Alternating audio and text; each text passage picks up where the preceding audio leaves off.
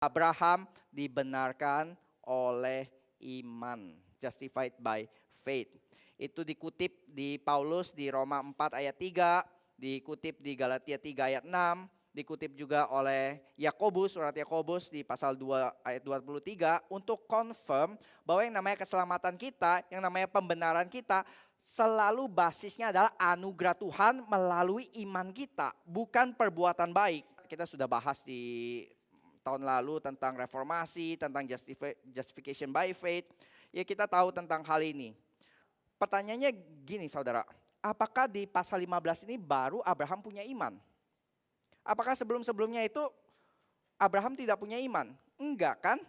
Ada kan dicatat catatan-catatan bahwa dia beriman. Bahwa dia keluar dari tanah Ur tanpa janji Tuhan yang spesifik, itu kan tindakan iman toh. Waktu dia disuruh memilih dan dia membiarkan Lot yang memilih dulu, itu juga tindakan iman toh. Waktu dia menolong Lot dengan 318 orangnya berperang melawan 4 raja-raja itu, dia juga bertindak dengan iman. Nah di antara semua iman itu bahkan nanti pasal 22 ketika dia mempersembahkan Ishak, itu juga dia bertindak dengan iman. Tapi kenapa semua catatan di perjanjian baru itu mengutip justification by faith itu di pasal 15 ini, bukan di yang sebelum-sebelumnya itu loh.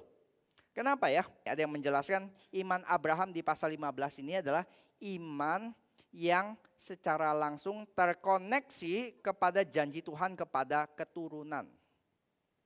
Keturunan yang dijanjikan kepada Abraham. Keturunan yang dimaksud di sini itu bukan Ishak, tetapi Kristus.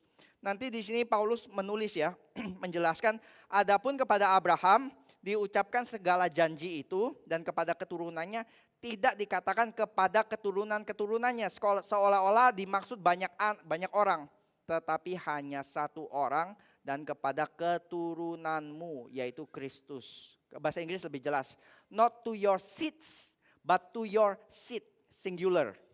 Dan singular itu siapa? Kristus.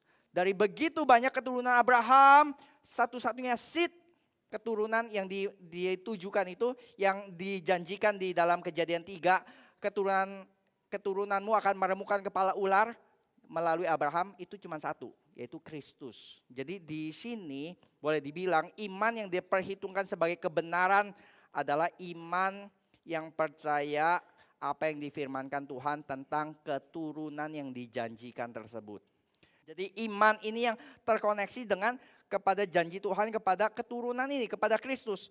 Jadi tindakan percaya iman Abraham di sini dijadikan model oleh Roh Kudus bagi Paulus dan Yakobus nanti di Perjanjian Baru sebagai justification by grace through faith alone, ya karena ada koneksi terhadap janji kepada Kristus. Jadi kita bisa bilang yang namanya justification tidak pernah terlepas dari Kristus.